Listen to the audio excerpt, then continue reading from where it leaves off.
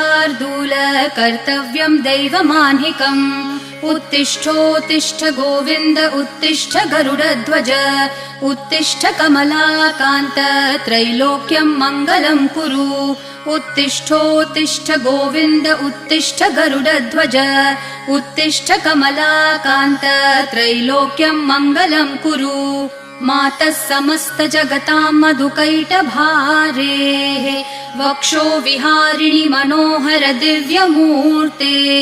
श्रीस्वामिनि श्रितजनप्रियदानशीले श्रीवेङ्कटेश दयिते तव सुप्रभातम्